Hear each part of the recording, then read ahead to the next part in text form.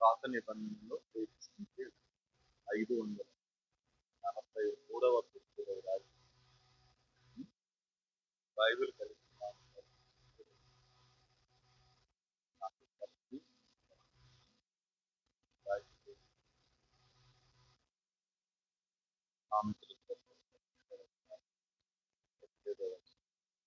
నిజమైన స్నేహితుడు విడువక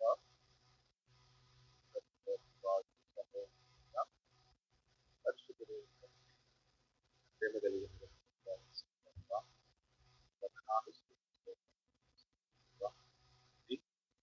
మీరెంతైనా కూడా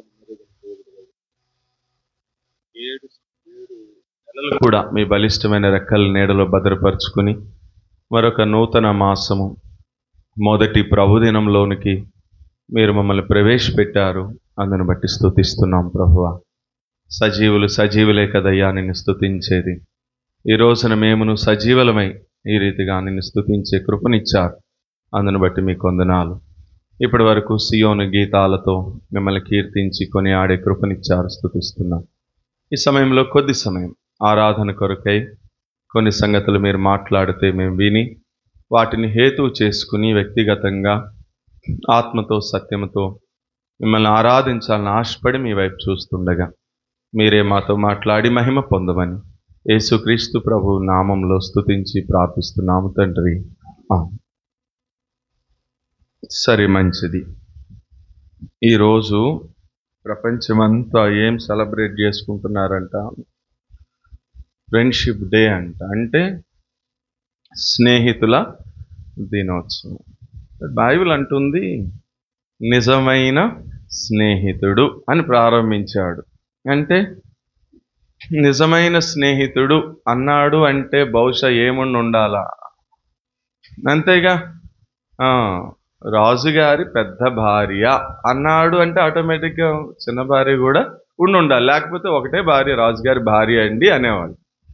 ఇప్పుడు బైబిల్ నిజమైన స్నేహితుడు అని ప్రారంభించాడంటే ఇప్పుడు బయట ఉన్న వాళ్ళు ఎవరు? అంటే మనకి క్లాస్లో కానీ, మన కాలేజీలో కానీ, మన డ్యూటీస్లో కానీ, మన వర్క్ ప్లేస్లో కానీ మరి మనతో స్నేహం చేసే వాళ్ళందరూ ఎవరై ఉంటారు? బహుశా ఆ స్నేహంలో నిజం అనేది లేనే లేదు. అందుకనే అన్నాడు యాకోబు, లోక స్నేహము దేవునితో వైరం. నీ స్నేహితుడిని నీవు ఇర్మే అంటాడు, నీ స్నేహితుడిని నీవు నమ్మద్దంటాడు. అంటే బయట ఉండే స్నేహాల్లో నిజము లేదు, యథార్థత లేదు, నమ్మకత్వం లేదు, సత్యం అంతకంటే లేనే లేదు. కాకపోతే ఊరికే ఏదో మనం నమ్మి స్నేహం చేస్తాం, కొన్ని రోజులకి ఇడిపోతాం. అందుకనే చెప్తాం సాక్షి. ఇదివరకు మాతో చాలా స్నేహంగా ఉండేవాడండి, కానీ మధ్యలో వాడి బుద్ధి మారిపోయింది, వాడు మంచిగా లేడు, నమ్మకంగా లేడు. కాబట్టి ఇప్పుడు మా స్నేహం నుంచి ఏమైపోయింది అంటే మానవుని యొక్క స్నేహము లేదా లోకంలో ఉన్నటువంటి స్నేహము నిజమైనటువంటి స్నేహము కానే కాదు. అందుకని మనం ఏం చేయము?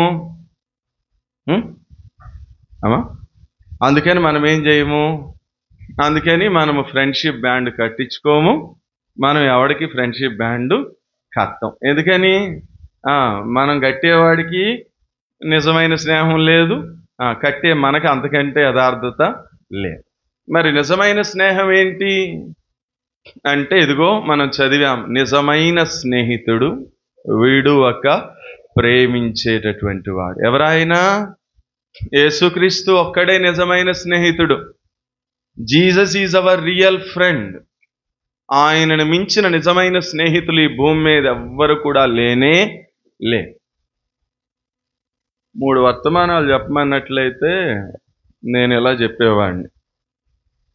ప్రాణం పెట్టిన స్నేహితుడు ఆరాధన, ప్రాణంతో సమానముగా దేవుణ్ణితో స్నేహం ప్రేమించినటువంటి స్నేహితుడు బల్ల, ప్రాణం పెట్టిన స్నేహితుడినే మోసం చేసి అమ్మేసిన స్నేహితుడు సాయంత్రం మెసేజ్. కానీ ఇప్పుడు టాపిక్ మారింది కదా, రెండే చెప్తాను ఇప్పుడు. పొద్దున పూట ఇప్పుడు ఏం చెప్తానంటే, మీకోసం ప్రాణం పెట్టిన స్నేహితుడు ఎవరో చెప్తాను. బల్లలో దేవుడే ఇతడు నా స్నేహితుడు అని దేవునితో స్నేహం చేసే అంత గొప్ప స్నేహం చేసిన భక్తుడు ఎవరో చెప్తా. ఇక్కడికి 2 సెషన్లు అవుతాయి. సాయంత్రం సెషన్ మనం మార్చుకుందాం. ఈసారి ఎప్పుడైనా చెప్తానులే, సరేనా? ఇస్కరియోతు యూదా ఎలాంటి స్నేహం చేశాడో దేవుణ్ణి, యేసు ప్రభుతో. ఏమన్నాడు? అక్కడికి వచ్చి గెత్సెమనే వనముకు వచ్చి ఏమన్నాడు? ఏమని సంబోధించినాడు? చదవలేదా మీరు బైబిలు? మన గుడ్ ఫ్రైడేకి మర్చిపోయినారా? ఏమని పిలిచినాడు యేసు ప్రభుని? గెత్సెమనే వనంలో వాళ్ళని బండ్రోతులు తీసుకొచ్చినప్పుడు ఏమని పిలిచాడండి యేసు ప్రభుని? మీరైతే బైబిల్ చదవట్లా. ఏమన్నాడు? చెలికాడా అన్నాడు. చెలికాడా అంటే యు ఆర్ మై ఫ్రెండ్, స్నేహితుడా అన్నాడు. స్నేహితుడా అని పిలిచి స్నేహితుడిని ఏం చేసినాడు? అమ్మేశాడు. వాడు ఎట్లాంటి స్నేహం చేశాడో వాడి గురించి 4 మాటలు చెప్పాడు యేసు ప్రభు. అవి ఈసారి ఎప్పుడైనా చెప్తానులే, ఖాళీ ఉన్నప్పుడు. మనకి షెడ్యూల్ మారింది కదా. సరే, పొద్దున ఈ స్నేహితుడిని చూద్దాం. ఎవరైతే మన నిజమైన స్నేహితుడు? Jesus is your real friend only. ఆయనే మన స్నేహితుడు అండి. నువ్వేమన్నా కట్టాలన్నా, నువ్వేమన్నా కట్టించుకోవాలన్నా ఆయనకే తప్ప ఇంక మనకి ఇంకా అలాంటి ఇంకేమీ లేనే లేదు. ఈ స్నేహితులందరూ మోసం చేసేటటువంటి స్నేహితులు. రండి, నిజమైన స్నేహితుడు ఏం చేస్తాడట? మనల్ని విడువక ప్రేమిస్తాడు. లోకంలో ఉన్న స్నేహితుడు మన దగ్గర డబ్బు ఉంటే ప్రేమిస్తాడు, మన దగ్గర అన్నీ బాగుంటే ప్రేమిస్తాడు, మనం వాళ్ళకి అనుకూలంగా ఉంటే ప్రేమిస్తాడు. ఏదైనా తేడా వస్తే అదే స్నేహితుడు ఏం చేస్తాడు? ద్వేషిస్తాడు. అదే స్నేహితుడు ఇప్పుడు బయట ఉన్న సిచ్యువేషన్స్ మనం చూస్తూ ఉంటే అదే స్నేహితుడు ఏం చేస్తున్నాడు? కత్తిపెట్టి పొడిచి చంపేస్తున్నాడు. అందుకన్నాను నేను, బయట నిజమైన స్నేహం అనేది లేనే లేదు, అంత మోసమే, అబద్ధమే. కానీ ఇదిగో ఇప్పుడు మనం చదివాము, నిజమైన స్నేహితుడట మనల్ని ఏం చేస్తాడంట? విడువక ప్రేమిస్తాడు. రండి, ఈ స్నేహితుడు మనల్ని ఎలా ప్రేమించాడో, ప్రేమించి మన కోసం ఏం చేశాడో త్వరగా 5 మాటలు చెప్పి ముగించేస్తాను. మళ్ళీ మనం బలవర్తమానంలోనికి వెళదాం కదా. ఈ స్నేహితుడి పేరే ఏం పేరు అంటే, రాసుకోండి. యోహాను మొదటి పత్రిక 4వ అధ్యాయము 8వ వచనం. ఏమని రాయబడి ఉంది అక్కడ? దేవుడు ప్రేమస్వరూపి. కింద ఫుట్ నోట్స్ లో దేవుడు ప్రేమై ఉన్నాడు. ఇంగ్లీష్ బైబిల్ అయితే గాడ్ ఈజ్ లవ్ అని రాయబడింది. అంటే ఇప్పుడు చెప్పండి, అసలు ఈ స్నేహితుడి పేరే ఏం పేరంట? ప్రేమస్వరూపి అయినటువంటి స్నేహితుడు. కాబట్టే ఈయన నిన్ను విడవకుండా నిన్నేం చేసినాడట? ప్రేమించాడు. అంతేనా? ఆయనే మొదట మనల్ని ఏం చేశాడట? ప్రేమించాడు. ఆయనే నీతో సహవాసం చేయడానికి ఇష్టపడ్డాడు.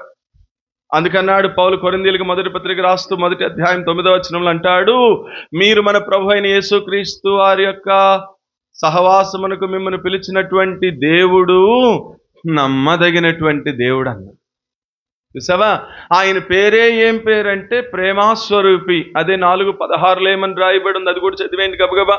4వ అధ్యాయం 16. అమ్మా, మన ఎడల దేవునికి ఉన్నటువంటి ప్రేమను మనం ఎరిగిన వారమై. ఇదిగో దీంట్లో చదువు, అందరికీ మన ఎడల దేవునికి ఉన్న ప్రేమను మనం ఎరిగిన వారమై దాన్ని నమ్ముకొని ఉన్నాము. దేవుడు ప్రేమస్వరూపి అయి ఉన్నాడు. దేవుడు ప్రేమస్వరూపి అయి ఉన్నాడు. కాబట్టి ఈ ఉదయకాల సమయంలో మనం ఆరాధించడానికి వచ్చినటువంటి స్నేహితుడు ఎవరి స్నేహితుడు అంటే ప్రేమస్వరూపి అయినటువంటి స్నేహితుడండి. అందుకు విడువక మనల్ని ఏం చేస్తున్నాడట? ప్రేమిస్తున్నాడు. ప్రేమంటేనే అర్థమేంటి? ప్రేమంటేనే అర్థమేంటి? త్యాగం కదా. దేవుడు లోకాన్ని ఎంతో ప్రేమించాడు కాబట్టే తన ఒక్కగానొక్క కుమారుడు తన అద్వితీయ కుమారుడు, తన జనితైక కుమారుడు, తన ఏకైక కుమారుడు, తన ప్రియ కుమారుడు, తన ప్రేమా కుమారుడైనటువంటి యేసుక్రీస్తు ప్రభువారిని నీ కొరకు నా కొరకు సిలువలో ఏం చేసినాడట? ఆయన త్యాగం చేస్తూ వచ్చినాడు. ఇది త్యాగపూరితమైనటువంటి స్నేహం, ఇది త్యాగపూరితమైనటువంటి ప్రేమ. కాబట్టి ఈ ప్రేమకి ఏమని పెట్టాడు పేరు? మహాజ్ఞాని సొలొమోను. అంటే ఇది ఏమని పెట్టాడంటే నిజమైన స్నేహం, నిజమైన స్నేహితుడు. అర్థమైందా? కాబట్టి నిన్ను ఎవరైనా అడిగారు అనుకో, who is your best friend అని అడిగితే ఏం చెప్పాలా? Who is your real friend అంటే ఎవరు మన రియల్ ఫ్రెండ్? అంతే. అంతేగాని మన క్లాస్మేట్స్, మన రూమ్మేట్స్, మన కాలేజ్ మేట్స్ వీళ్ళు కొంతకాలం వరకే కదా. ఈయన అంతము వరకు కూడా మనల్ని ఏం చేసేవాడట? విడువక ప్రేమించేటటువంటి స్నేహితుడండి. చూడండి, పాత నిబంధనలో ఉన్నటువంటి భక్తులని ఆయన ఎట్లా ప్రేమించాడో గబగబా ఉపోద్ఘాతంలో ఒక 5 మాటలు చెప్పేసి నేను ముందుకు వెళ్ళిపోతాను. ఉపోద్ఘాతంలో ఒక 5 మాటలు చెప్పి వెళ్తాను. ద్వితీయోపదేశకాండము 4వ అధ్యాయము 37, 38 వచనాలు. చాలా స్పీడ్గా చదవాలి, మనకు టైం సరిపోదు.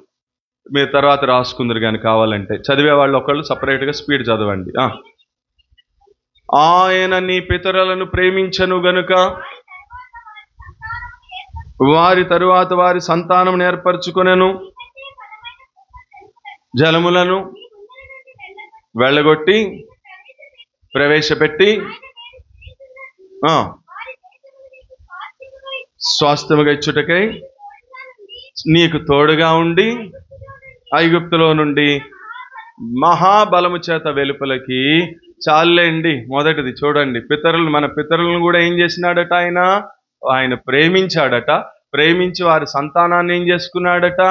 ఏర్పాటు చేసుకున్నాడట. ఏర్పాటు చేసుకోవడం మాత్రమే కాదు, ప్రేమించిన స్నేహితుడు అంతం వరకు కూడా వాళ్ళకి ఎట్లున్నాడట? తోడుగా ఉన్నాడట. తోడుగా ఉండడం మాత్రమే కాదు, ఆ ఐగుప్తు యొక్క బానిసత్వపు చెర నుండి ఈ స్నేహితుడు వాళ్ళని ఏం చేసుకొచ్చాడట? వెలుపలికి రప్పిస్తూ వచ్చాడండి. చూసావా? ఎప్పటి నుంచి ప్రేమిస్తున్నాడు ఈయన? మొదటి నుంచి ప్రేమిస్తానే ఉన్నాడు. ఇది నిజమైనటువంటి స్నేహితుని యొక్క లక్షణం. ఒకటి. రెండవది, ద్వితీయోపదేశకాండము 7వ అధ్యాయము 8వ వచనం. ఇంకేం చేసినాడు ఈయన ప్రేమించొద్దాం. అయితే యెహోవా మిమ్మును ప్రేమించిన వాడు గనుక ఆయన మీ పితరులతో చేసిన ప్రమాణమును నెరవేర్చున్నట్లుగా యెహోవా తన బాహుబలము చేత మిమ్మల్ని రప్పించి దాసుల గృహములో నుండి, ఐగుప్తు రాజు అయినటువంటి ఫరో చేతిలో నుండి, అది ఏం చేసినాడట? ప్రేమించాడుగా, పితరులను ప్రేమించాడు కాబట్టి ఆ పితరులను ప్రేమించి శత్రువు చేతిలో నుండి, ఐగుప్తు రాజు అయిన ఫరో చేతిలో నుండి వాళ్ళని ఏం చేశాడంట? విడిపించాడు. ఇది 2. మూడవది, అదే 7వ అధ్యాయం 13వ వచనం, ద్వితీయోపదేశకాండం.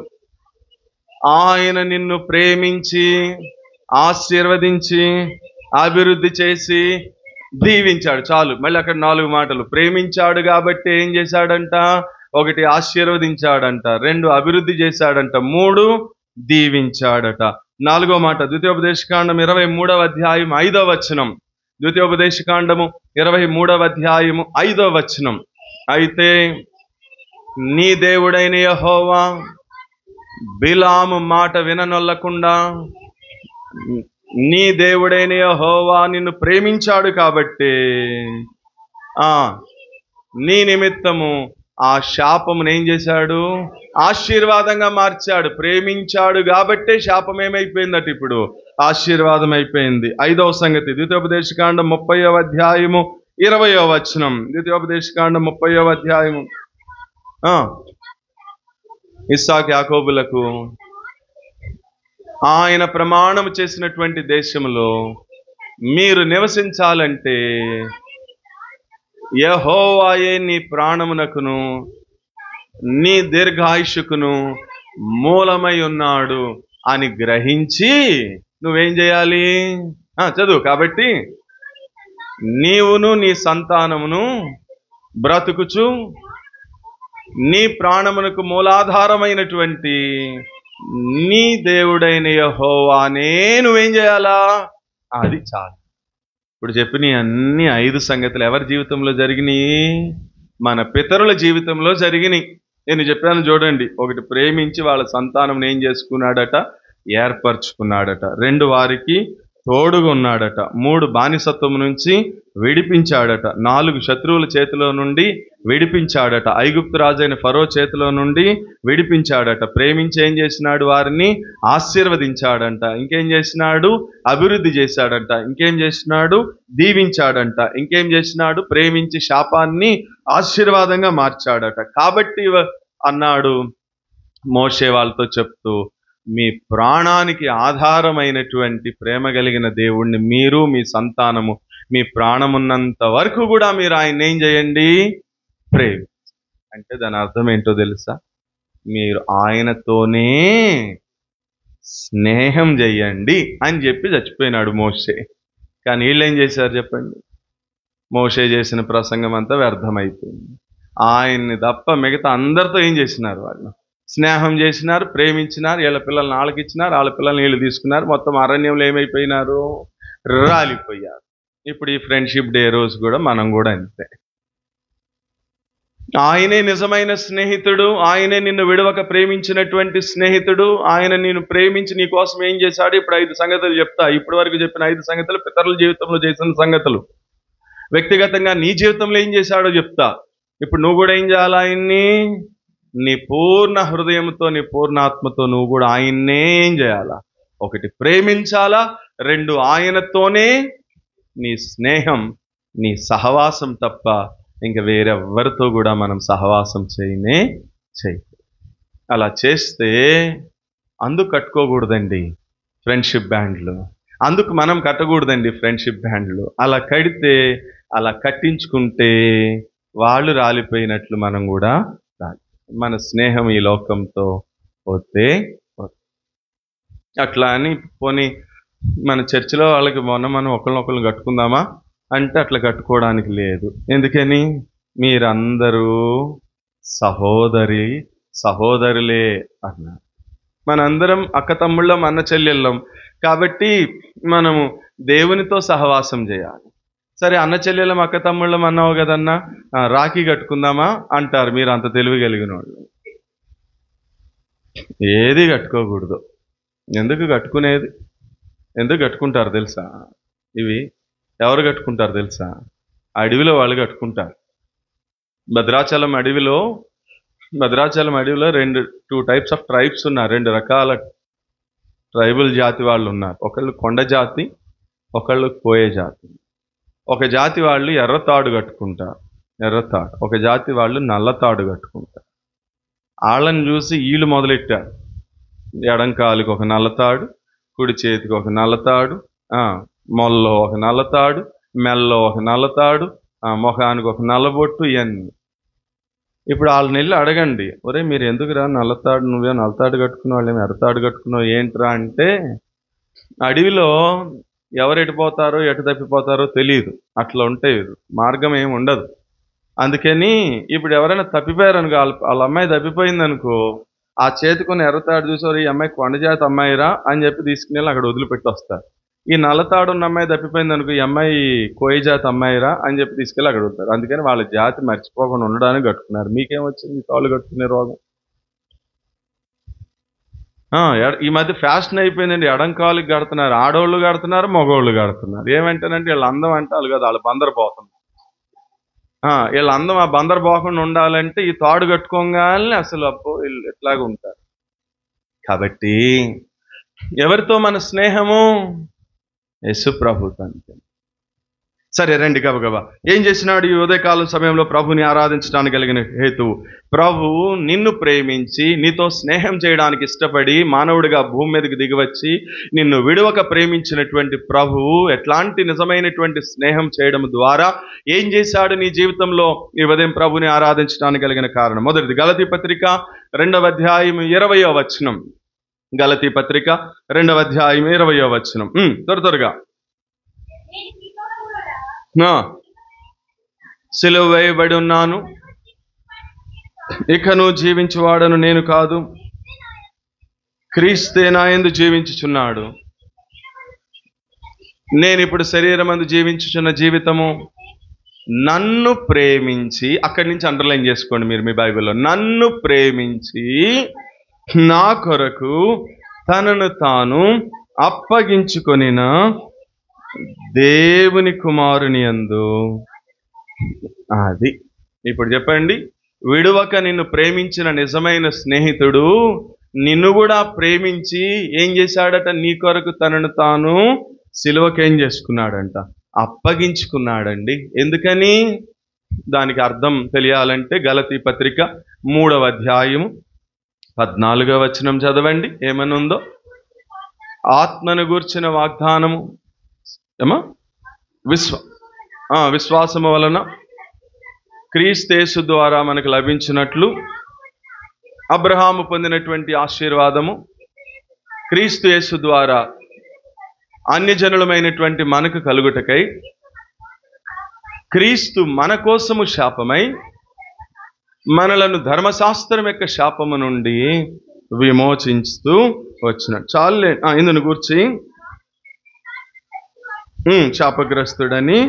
అది చూసా ఏం చేసినాడు యేసు ప్రభు వారు నిన్ను ప్రేమించి అంటే, మనమట దేవుని విషయమై జీవించు నిమిత్తము, మనము దేవుని కుమారుని అందలి విశ్వాసము ద్వారా జీవించు నిమిత్తము యేసుక్రీస్తు ప్రభువారట విడువక మనలని ప్రేమించినటువంటి కారణాన్ని బట్టి మన కొరకు తన్ను తాను బలిగాను అర్పణగాను అప్పగించుకుని ఆ శిలువ బలియాగమై ఆ శిలువ మ్రాను మీద వేలాడుతూ ఈ రోజున శాపము నుండి మనల్ని విమోచించి ఆశీర్వాదానికి వారసులుగా చేస్తూ వచ్చిన హేతువును బట్టి ఇప్పుడు నీవు నేనేం చేయాలి? ప్రభువుని ఆరాధించు. చూసావా? అక్కడ అన్నాడు, నన్ను ప్రేమించి నా కొరకు తను తాను అర్పణగాను బలిగాను అర్పించు. ఈ ఉదయం నీవు నేను కూడా ప్రభుని ఆరాధించడానికి కలిగిన మొదటి కారణం ఏంటంటే, దేవా ఈ ఉదయం నన్ను కూడా ప్రేమించావయ్యా, నాతో కూడా స్నేహం చేయడానికి ఇష్టపడుతూ వచ్చినావు, విడువక ప్రేమించావు ప్రభువా, నన్ను విడువక ప్రేమించడం ద్వారా ఇదిగో నా కొరకే నిన్ను నీవే అర్పణగాను బలిగాను ఆ శిలువకి అప్పగించుకుంటూ వచ్చినావు ప్రభువా. నువ్వు ఆ శిలువ మీద, ఆ శిలువ మ్రాను మీద నువ్వు వేలాడిన కారణాన్ని బట్టి నా శాపమంతా కూడా నువ్వు శిలువ మీద మోసి ఈరోజు నన్ను ఆశీర్వాదానికి వారసుడిగా చేసిన హేతువును బట్టి ఏమిచ్చి నీ రుణం తీర్చుకోగలనయ్యా అని మనం ఏం చేయాలి? ప్రభువుని ఆరాధించాలి. మొదటి సంగతి. రెండవ సంగతి చూద్దాం రండి. రెండవ సంగతి ఎఫెసీ పత్రిక 5వ అధ్యాయము 2వ వచనం. ఎఫెసీ పత్రిక 5వ అధ్యాయం 2వ వచనం.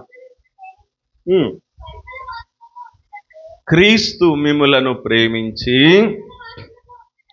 పరిమళ సువాసనగా ఉండుటకు మన కొరకు తనను తాను దేవునికి అర్పణముగాను. రెండవది మళ్ళీ ప్రేమించాడట ఆయన. అదే కదా మనం చూసాం సందర్భం, వర్తమానం యొక్క అంశం. నిజమైన స్నేహితుడు ఏం చేస్తాడట?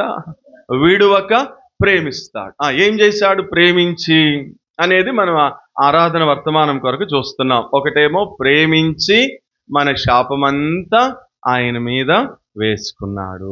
ఇప్పుడు రెండవది ప్రేమించి ఏం చేశాడు? క్రీస్తు మిమ్మును ప్రేమించి ఏం చేశాడట? పరిమళ సువాసన. మరి ఒకప్పుడు ఏ వాసన వచ్చేది మన నుంచి? యెషయా గ్రంథము 1వ అధ్యాయము 6వ వచనం. నడినెత్తి మొదలుకుని అరికాలు వరకు స్వస్థత కొంచెమైనను లేదు, ఎక్కడ చూసినను గాయములు, దెబ్బలు, పచ్చి పుండ్లు, అవి పిండబడలేదు, కట్టబడలేదు, తైలముతో మెత్తన చేశారు. ఇప్పుడు చూసావా ఏ వాసన వస్తుంది మన నుంచి? ఒకప్పుడు ఇక్కడి నుంచి ఇక్కడి వరకు అన్ని పచ్చి పుండ్లే.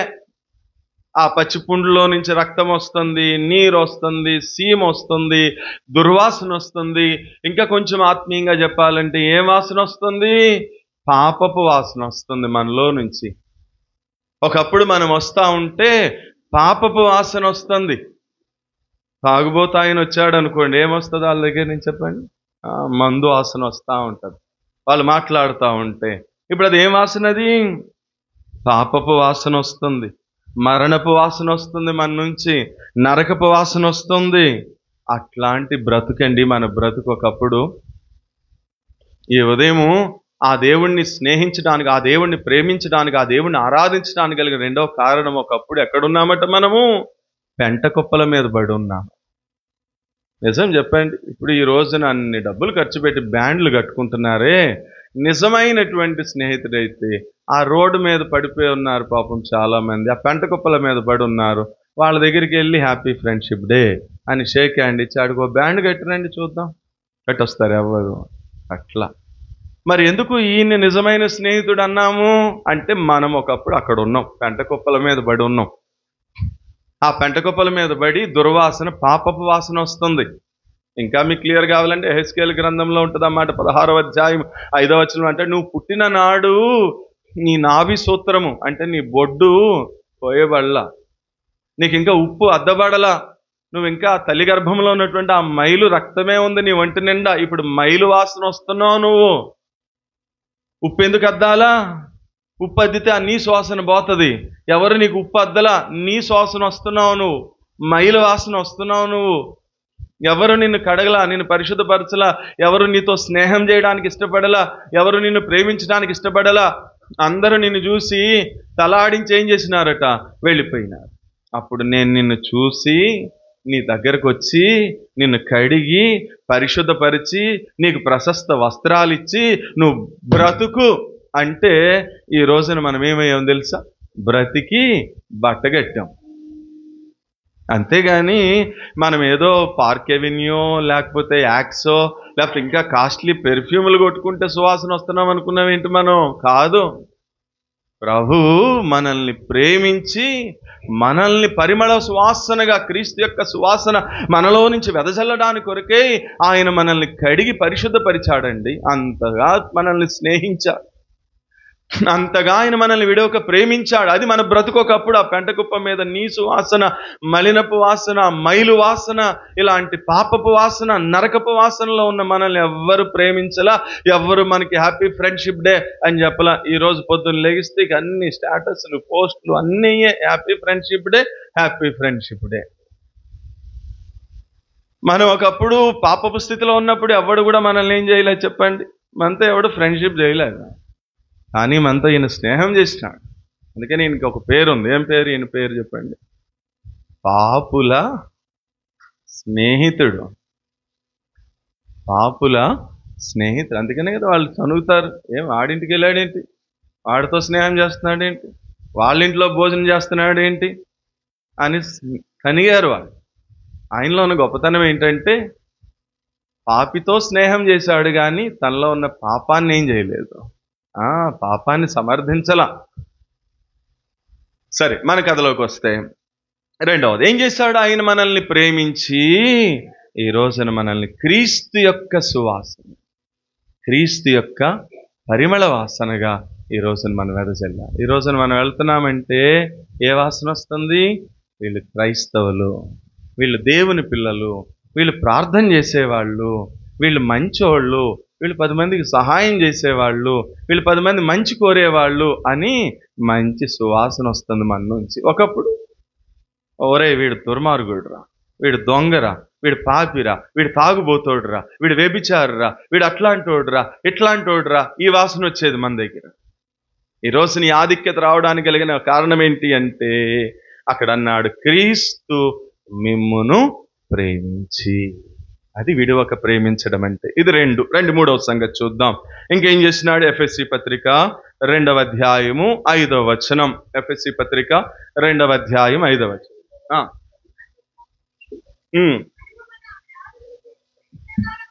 ఉండినప్పుడు సహితము మన ఎడల చూపిన తన మహాప్రేమ చేత ఆయన మనల్ని ప్రేమించాడు కాబట్టే ఇప్పుడు మనల్ని ఏం చేశాడంట? బ్రతికించాడు. అంతే సింపుల్. ఇప్పుడు బ్రతికించాడు మిమ్మల్ని అంటే ఒకప్పుడు ఎవరు? మనము చచ్చిపోయిన వాళ్ళం. ఆ మాట ఎఫెసీ పత్రిక 2:1 ఆధారం. ఏమన్నాడు? మీరు మీ అపరాధముల చేతను పాపముల చేతను ఎట్లా ఉన్నాం? మనము బ్రతికిలేమట, మనం చచ్చున్నాం. మనం అంటే మీరు జీవిస్తున్నారన్న పేరు మాత్రమే ఉంది కానీ మీరు దేవుని దృష్టికి చచ్చిన వాళ్ళే. చచ్చిపోయాం మనం. చచ్చిపోయినవాడితో ఎవడు స్నేహం చేస్తాడు చెప్పండి? చేస్తాడు ఎవడైనా చచ్చిపోయినవాడితో? వీడు నా ఫ్రెండ్ అండి అని రోజు ఆ తంగెళ్ళమూడి సమాధుల తోట దగ్గరికి వెళ్ళి రోజుకు ఒక గులాబీ పువ్వు పెట్టి వచ్చే బెస్ట్ ఫ్రెండ్ ఎవడో చూపించండి చూద్దాం మీ ఏలూరులో. ఉన్నాడు ఎవడైనా? ఎవరు లేడు. ఏదో ఆ చచ్చిపోయిన రోజు ఆ సమాధి మీద పడి ఏడుస్తాడు, అయ్యో నా ఫ్రెండ్ చచ్చిపోయాడు, రోజు ఇద్దరం కలిసి తాగేవాళ్ళం, వాళ్ళు లేకుండా ఎప్పుడు తాగలేదు నేను, ఎప్పుడు ఆడే కొనిచ్చేవాడు నాకు మందు, ఆడే కలిపేవాడు మందు, ఇద్దరం చేర్స్ కొట్టుకుని తాగేవాళ్ళం అని ఏడుస్తాడు అంతే ఆ రోజు. అంతేగాని రోజు వెళ్తాడు ఆ స్నేహం చేయడానికి. కానీ ఈయనలో గొప్పతనం ఏంటంటే మనం ఏమైపోయామట? చచ్చిపోయామట. చచ్చిపోయిన మనతో స్నేహం చేయడానికి, మనల్ని ప్రేమించడానికి దిగొచ్చిన ప్రేమామయుడు. అందుకే ఆయన పేరే నిజమైనటువంటి స్నేహితుడు. విడువక ప్రేమించాడు. సరే, మన పట్ల ఏం చేసినాడు? ఇప్పుడు ఆరాధించడానికి కారణము, దేవా ఒకప్పుడు నేను పాపముల చేతను అపరాధముల చేతను చచ్చినవాడిని, నాతో ఎవరు ఏం చేయట్లేదు, ఎవరు స్నేహం చేయట్లా, ఎవరు నన్ను ప్రేమించట్లా, ఎవరు నాకు హ్యాపీ ఫ్రెండ్షిప్ డే చెప్పట్లా, ఎవరు నాకు బ్యాండ్లు కట్టట్లా. కానీ నువ్వు మాత్రం ఏం చేసినావు? నీవు నీ రాజ్యమును విడిచిపెట్టావు, నీ సింహాసనమును విడిచిపెట్టావు, దేవునితో కూడా ఉండేట విడిచిపెట్టుట ఎంచకూడని భాగ్యం అనుకోకుండా మానవుడిగా భూమి మీదకి దిగి వచ్చావు. నన్ను ప్రేమించావు. ఎట్లా ప్రేమించావు? మహాప్రేమ చేత. It's a most high love. ఆ మహాప్రేమ చేత నన్ను ప్రేమించి ఈరోజు నన్ను మళ్ళీ ఏం చేసావు? నువ్వు బ్రతికించావు ప్రభువా. బ్రతికించిన స్నేహితుడండి స్నేహితుడు. లోకంలో ఉన్న స్నేహితులు ఏదన్నా మాట తేడా వస్తే చంపడానికి కూడా వెనకాడని స్నేహితులు. కానీ ఈ స్నేహితుడు చచ్చిపోయిన మనల్ని బ్రతికించిన స్నేహితుడు. కాబట్టి ఈ స్నేహితుడితో మనం ఏం చేయాలి? ఈరోజు స్నేహం చేయడం నేర్చుకోవాలి. ఆ స్నేహితుడిని మనం ప్రేమించడం నేర్చుకోవాలి. ఆ స్నేహితుడినే మనం ఏం చేయాలి? ఆరాధించాలి. ఒకటి, నిన్ను ప్రేమించి నీ కొరకు తనను తాను అర్పణగా బలిగా అర్పించుకుని నీ శాపమంతటిని ఆయన మోసి నీకు ఆశీర్వాదాన్ని ఇచ్చిన స్నేహితుడు. రెండు, నిన్ను ప్రేమించి నీ పాపపు వాసన దుర్వాసన అంతటిని కడిగి పరిశుద్ధపరిచి ఈ రోజున ఒక పరిమళ సువాసన కలిగిన వ్యక్తిగా చేసినటువంటి స్నేహితుడు. మూడు, నిన్ను ప్రేమించి చచ్చిన నిన్ను మరలా తిరిగి ఆయనతో పాటు ఏం చేసుకున్నాడు? బ్రతికించినటువంటి స్నేహితుడు. నాలుగవది, ఎఫెసీ పత్రిక 5వ అధ్యాయము 27వ వచనం. ఎఫెసీ పత్రిక 5వ అధ్యాయం. పురుషులారా, మీరును మీ భార్యను ప్రేమించండి, అటువలే యేసుక్రీస్తు ప్రభువారు కూడా సంఘమును ప్రేమించి అది కళంకమైనను ముడతైనను మచ్చైనను అట్టిది మరేదైనను లేకుండా పరిశుద్ధమైన సంఘముగా, నిర్దోషమైన సంఘముగా, మహిమ కలిగిన సంఘముగా ఆయన తన ఎదుట నిలబెట్టుట కొరకు చేత పవిత్రపరిచి పరిశుద్ధపరచుటకై దాని కొరకు తనను తాను సిలువకేం చేసుకున్నాడు. ఇప్పుడు మీరు అన్నిట్లో కామన్గా ఏమొస్తుందో తెలుసా? ఒకటి, ప్రేమించి, రెండు, తన్ను తాను అప్పగించుకుని. ఈ రెండు కామన్గా వస్తాయి మీకు అన్ని చూస్తే. ఎందుకు ప్రేమించాడు, ఎందుకు అప్పగించుకున్నాడు అంటే మధ్యలో ఒక మాట దొరుకుతుంది మీకు. అసలు నువ్వు ఎందుకు ప్రేమించావు, ఎందుకు అప్పగించుకున్నావు అని అడిగితే ఏం చెప్తాడు ప్రభు? ఇప్పుడు నీకు అడగండి, నువ్వు నన్ను ఎందుకు ప్రేమించావు, నా కొరకు ఎందుకు అప్పగించుకున్నావు, ఎందుకు సిలువలో బలి అయ్యావు నువ్వు, ఎందుకు నేను నిన్ను ఆరాధించాలి అంటే ఒకటే ఆన్సర్. ఏంటిది? ఒకటి, నేను నిజమైనటువంటి స్నేహితుడను కాబట్టే నేను నిన్నేం చేశాను? ప్రేమించాను. నిన్ను ప్రేమించాను కాబట్టే ప్రేమకి నిజమైన నిర్వచనం త్యాగం కాబట్టి నన్ను నేను నీ కొరకేం చేసుకున్నాను? సిలువకి అప్పగించుకున్నాను. కాబట్టి ఇప్పుడు మనం ఆయన ఆరాధించడానికి అది హేతువైంది. ఇలాంటి స్నేహితుడు ఎవడైనా ఉన్నాడా? లేదు. కాబట్టి నాలుగవది, ఆయన మనల్నట ప్రేమించాడు కాబట్టే ఆయనట మనల్నట ముడత కానీ, మచ్చ కానీ, కళంకము కానీ అట్లాంటిది ఏది లేకోకుండా ఒక పరిశుద్ధమైనటువంటి, ఒక నిర్దోషమైనటువంటి, ఒక మహిమ కలిగినటువంటి సంఘముగానట దేవుని ఎదుట నిలబెట్టేదాని కొరకట ఆయన ఏం చేశాడంట? నేను ఎలా చెప్పనా, అక్కడ అప్పగించుకున్నాడని ఉంది కానీ నేను ఎలా చెప్పనా, నిన్ను దేవుని ఎదుట నిలబెట్టే దాని కొరకు పరిశుద్ధ నిర్దోషమైన వ్యక్తిగా నిన్ను దేవుని ఎదుట నిలవబెట్టే దాని కొరకు యేసు ప్రభు వారు చేసిన త్యాగం ఏంటి, ప్రేమలో ఉన్న త్యాగం ఏంటి అంటే, ఆయన అన్నా ఎదుట, కయప ఎదుట, హేరోదు ఎదుట, పిలాతు ఎదుట ఎట్లా నిలబడ్డాడు చెప్పండి? ఎట్లా నిలబడ్డాడు? దోషిగా నిలబడ్డాడండి. చూసారే ఎంత చక్కటి మాట వచ్చిందో? నువ్వు ఆరాధించడానికి అంత చక్కటి మాట చూడు. ఏమని? దేవా, వాస్తవంగా దోషెవరు? నేను దోషిగా దేవుని ఎదుట నిలవబడడం నీకేమాత్రం కూడా ఇష్టం లేనే లేదు. కాబట్టి నువ్వు నన్ను ప్రేమించావు కాబట్టి నన్ను నిర్దోషమైనటువంటి వ్యక్తిగా దేవుని ఎదుట నిలవబెట్టాలి అని ఆశపడి నా దోషమంతా నువ్వేం చేసుకున్నావు? అదే రాత్రి చెప్పాం. ఆయన మన దోషమును ఏం చేశాడట? భరించాడు. కాబట్టి మన దోషమంతా ఆయన ఎదుట వేసుకుని కయప ఎదుట, అన్యాయస్తులైనటువంటి న్యాయాధిపతులండి వాళ్ళు, అన్న, కయప, హేరోదు, పిలాతు, వీళ్ళ ఎదుట దోషిగా నిలబడ్డాడు. కారణం ఏంటి అంటే మనల్ని దేవుని ఎదుట నిర్దోషులుగా. దీంట్లో ఏముంది? ప్రేమ ఉంది. ఇంకేముంది? ఈరోజు సందర్భం చెప్పాలంటే దీంట్లో ఏముంది? నిజమైన స్నేహం అండి. అది నిజమైన స్నేహం అండి. ఇప్పుడు ఇలా చేద్దాం, ఇలా చెప్పనా నేను. ఇప్పుడు నేను నా స్నేహితుడు కారులో వెళుతున్నాం. ఇప్పుడు కారు యాక్సిడెంట్ చేశాడు వాడు.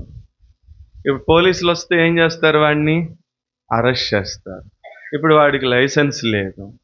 లైసెన్స్ లేకుండా యాక్సిడెంట్ చేస్తే అదేమవుతుంది? క్రైమ్ అవుతుంది, నేరం అవుతుంది. ఇప్పుడు ఎఫ్ఐఆర్ ఫైల్ అయిందంటే వాడి భవిష్యత్తు ఏమవుతుంది? పాడైపోతుంది. వాడి సాఫ్ట్వేర్ ఇంజనీర్ ఉద్యోగం పోతుంది. తర్వాత పాస్పోర్ట్ క్యాన్సిల్ అవుతుంది. వేరే దేశాలకు వెళ్ళడానికి అవకాశం అనేది ఉండదు. ఇప్పుడు నేను నిజంగా నిజమైన స్నేహితుడినే అయితే ఏమనాలో చెప్పండి? ఒరే, ఏం పర్లేదురా, నువ్వేం భయపడకు, నువ్వు వచ్చి యువతల సీట్లో కూర్చో, నేను ఈ సీట్లో కూర్చుంటాను.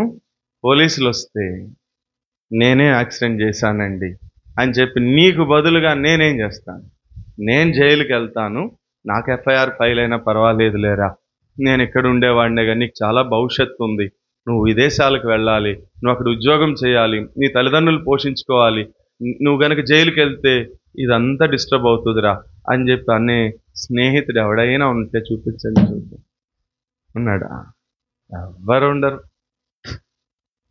కానీ ప్రభు మనకి బదులు ఆయన ఏం చేయబడ్డాడట? ఆయన దోషిగా అన్యాయస్తులైన న్యాయాధిపతుల ముందు నిలబడి. ఎంత ప్రేమ అండి! దాంట్లో ఏముంది చెప్పండి? నిజమైనటువంటి ప్రేమ ఉంది, నిజమైనటువంటి స్నేహం ఉంది. మనము దోషులం, ఆయన నిర్దోషి. పిలాతు 3 సార్లు చెప్పినాడు, ఇదిగో ఈ మనుష్యుడు, ఈయనలో నాకు ఏ దోషము కనపడదు. నిర్దోషి ఆయన రక్తము నిర్దోషమైనటువంటి రక్తం ఆయనది.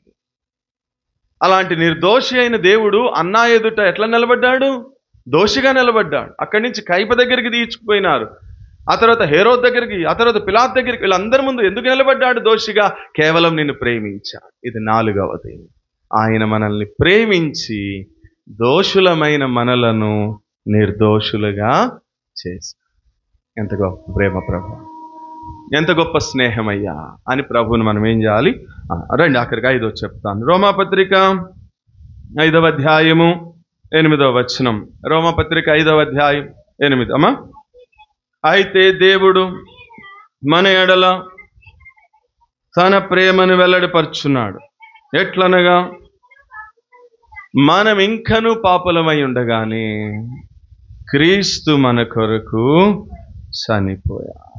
చాలే. 5వది, నిన్ను ప్రేమించాడు కాబట్టే నీ కొరకు ఏమయ్యాడంట? ఆయన చనిపోయాడు. ఎందుకు చనిపోయాడు? పాపము వలన వచ్చు జీతం. మనం ఇంకను పాపులమై ఉండగానే నిన్ను ప్రేమించినటువంటి నిజ స్నేహితుడు నీ కొరకు సిలువలో ఏమయ్యాడు? చనిపోయాడు. అంటే దాని అర్థం ఏంటి అంటే, బైబిల్ చెప్తుంది పాపము వలన వచ్చు జీతము అంటే ఎవరు చావాల్సింది ఎవరు? నేను. పాపంలో ఉన్నాను నేను. కాబట్టి ఆ పాపము వలన వచ్చే ప్రతిఫలం చావు, మరణం, నరకం. నేను చావాలి.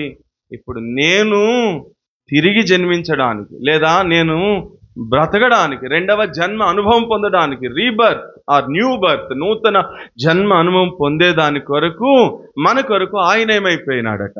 చనిపోయాడు. ఇందులో ఏముంది?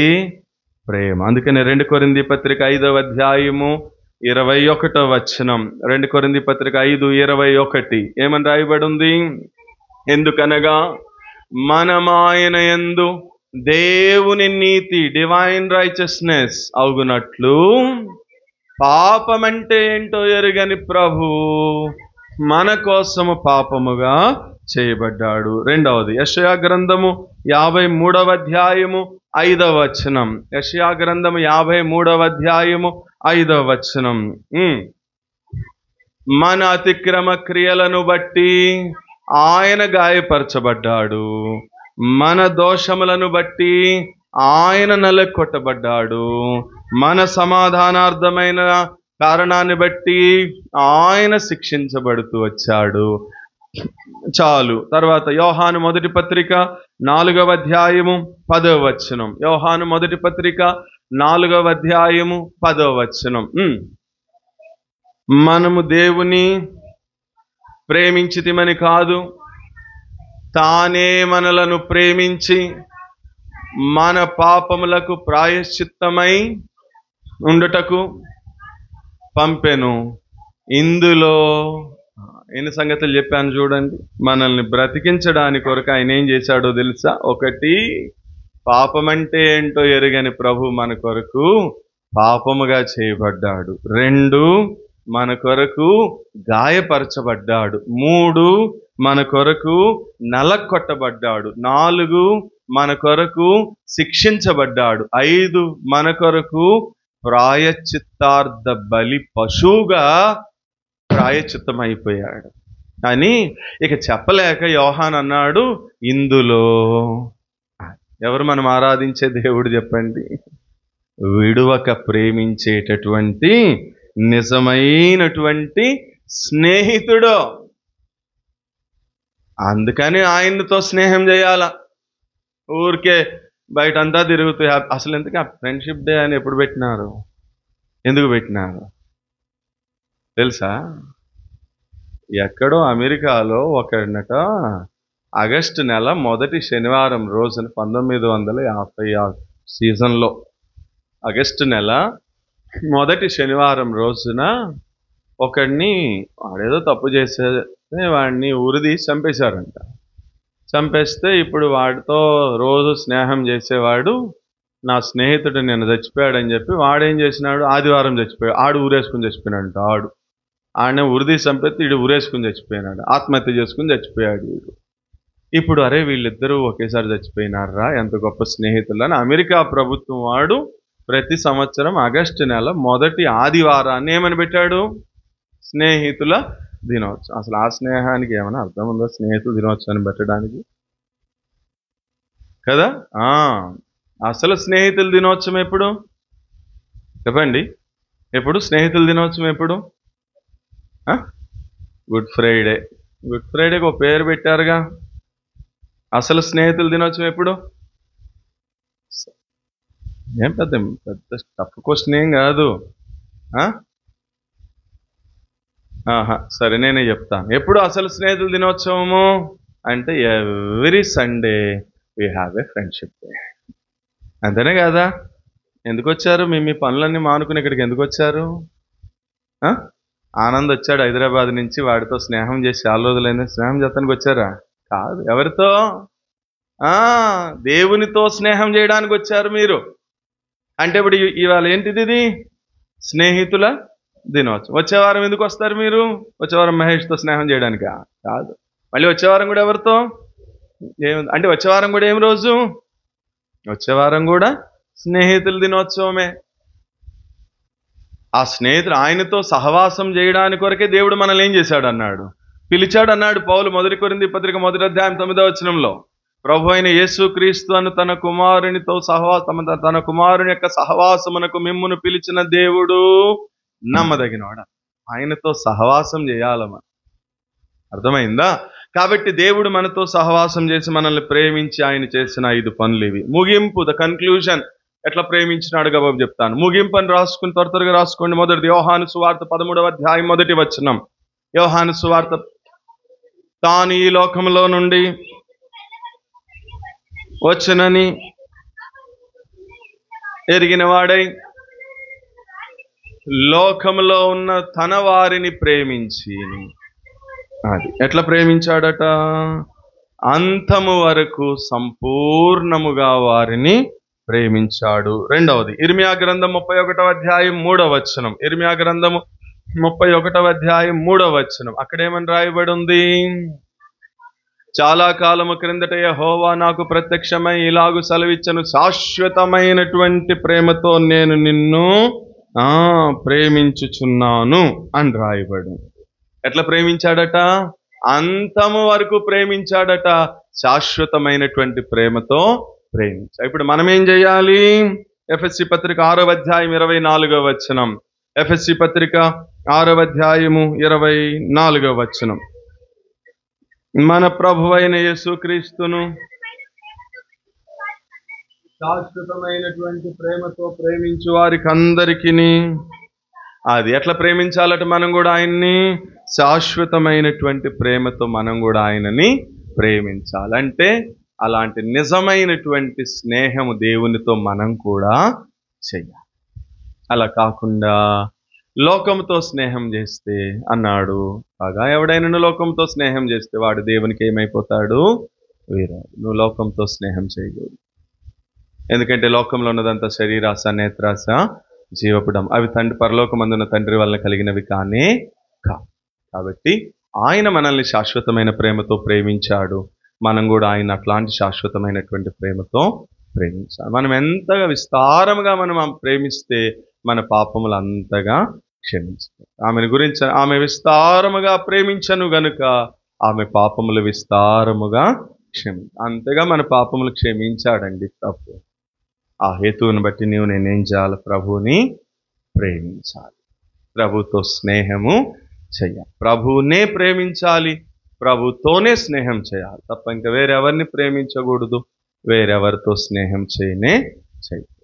గుర్తున్నాయి కదా 5 మాటలు. 1, నన్ను ప్రేమించి నా శాపాన్ని ఆశీర్వాదంగా మార్చావు. నన్ను ప్రేమించి పాపపు వాసన నుంచి పరిమళ వాసనగా మార్చావు. నన్ను ప్రేమించి చచ్చిన, పాపముల చేత అపరాధముల చేత చచ్చిన నన్ను తిరిగి క్రీస్తుతో కూడా బ్రతికించావు. నన్ను ప్రేమించి దోషినైన నన్ను నిర్దోషమైన వ్యక్తిగా చేసేదాని కొరకు, నువ్వు నిర్దోషమైన వ్యక్తిగా దేవుని ఎదుట నిలబెట్టడానికి కొరకు నువ్వు దోషిగా అన్యాయస్తుల న్యాయాధిపతుల ముందు నిలబడ్డావు. నన్ను ప్రేమించి నేను తిరిగి జీవించడానికి కొరకై నా కొరకు పాపముగా చేయబడ్డావు, నా కొరకు నలకొట్టబడ్డావు, నా కొరకు శిక్షించబడుతూ వచ్చినావు, నా కొరకు గాయపరచబడ్డావు, నా కొరకు ప్రాయశ్చిత్తం అయిపోయావు. ఏమిచ్చి నీ రుణం తీర్చుకోగలుగుతావు? అది కూడా ఏ ప్రేమ? శాశ్వతమైన ప్రేమ. ఎప్పటి వరకు? అంతము వరకు. ఇంతగా ప్రేమించినటువంటి ప్రేమికుడు, ఇలా స్నేహం చేసినటువంటి స్నేహితుడు ఇన్ని సంవత్సరాల నా జీవితంలో ఇంకొకరు ఎవ్వరు కూడా లేనే లేదు. ఏమిచ్చి నేను రుణం తీర్చుకోగలను? ఈ స్నేహితుల దినోత్సవం రోజున మోసపూరితమైనటువంటి స్నేహం చేసుకుని సంతోషపడుతున్నారు, కానీ ఇంత గొప్ప స్నేహితుడిని నేను స్నేహం చేస్తూ ప్రేమిస్తూ ఆ దేవుణ్ణి నేను ఆరాధిస్తానయ్యా అని ప్రభుని నీవు నేను ఆరాధించబద్ధులమై ఉంది. కళ్ళు ఉంచుదాం, కళ్ళు మూసుకుందాం. చెప్పబడిన వాక్యాన్ని ఆధారం చేసుకుని మొదటిగా సండే స్కూల్ టీచర్ ప్రభుని ఆరాధన చేసి వెళ్తాం.